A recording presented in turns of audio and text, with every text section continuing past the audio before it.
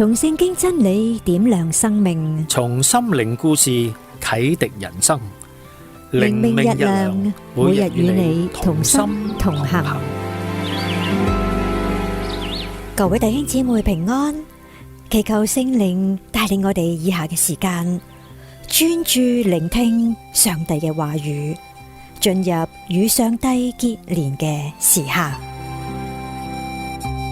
今日同你分享嘅主題係緊密相連。我哋先聽一聽以弗所書2章12至22節啦。第12節，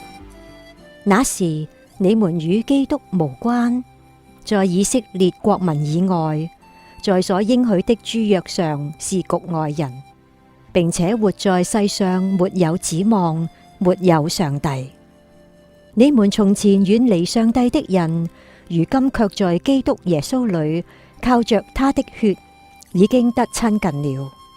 因他使我們和睦，將兩下合而為一，拆毀了中間隔斷的牆，而且以自己的身體廢掉冤仇，就是那記在律法上的規條，為要將兩下藉着自己造成一個新人，如此便成就了和睦。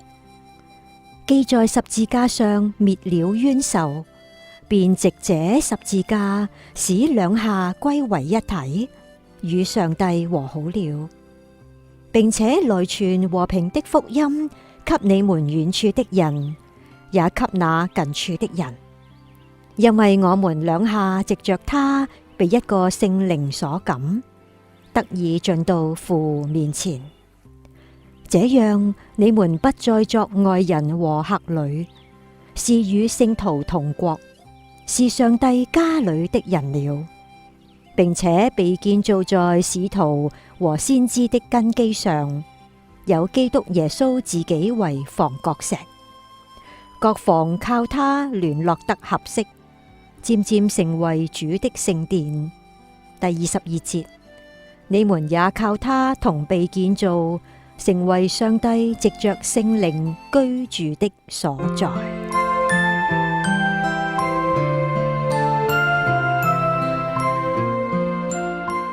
喺美國大敦市嘅公園裏面，有一座由英國藝術家設計嘅拱門，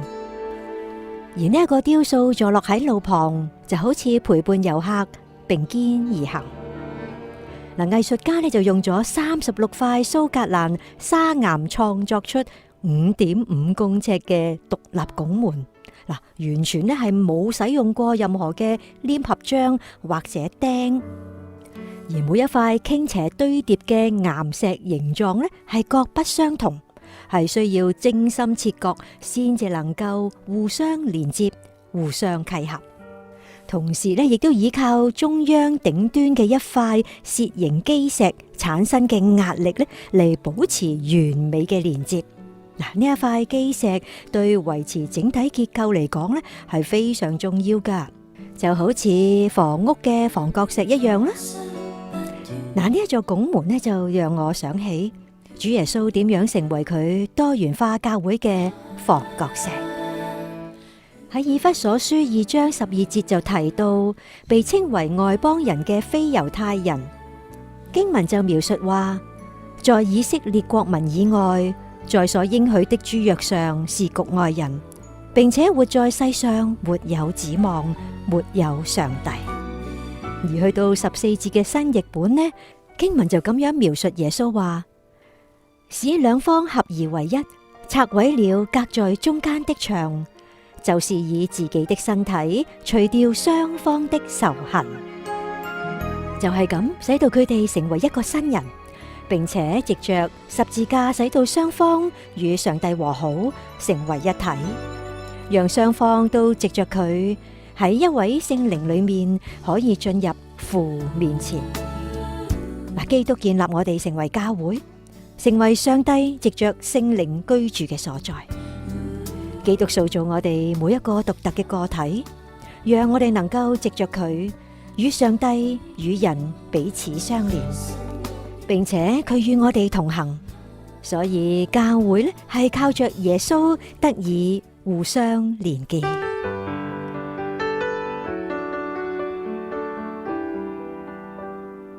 各位朋友啊，主耶穌係使到教會合一嘅主，但係有啲乜嘢阻礙你同佢建立關係呢？咁主耶穌又點樣幫助你同佢嘅多元教會建立密切嘅聯繫呢？以弗所書2章21節，各房靠他聯絡得合適，漸漸成為主的聖殿。讓我哋一齊禱告主啊！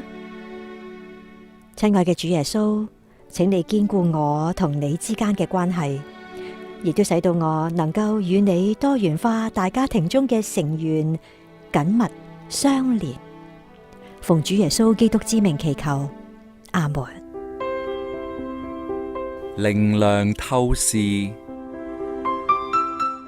猶太人同外邦人透過主耶穌而合一，顯然係以弗所書2章12至20節嘅重點。嗱，呢一段經文從疏離開始，轉向和好。保羅呢就以身體同建築物為比喻，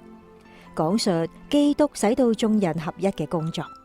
而值得注意嘅係喺新約當中唔常見嘅兩個希臘文詞彙，就係房角石同埋連接。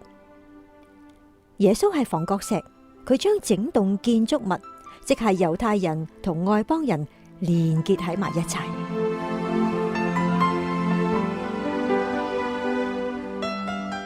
求聖靈幫助我哋靠着基督活好今天嘅生命。如果你對今日嘅內容有所共鳴，邀請你可以轉載同其他人分享，又或者可以下載靈命日糧嘅手機應用程式，繼續收聽其他嘅屬靈材料。甚或你都可以留言同我哋分享，彼此代禱。願上帝賜福於你。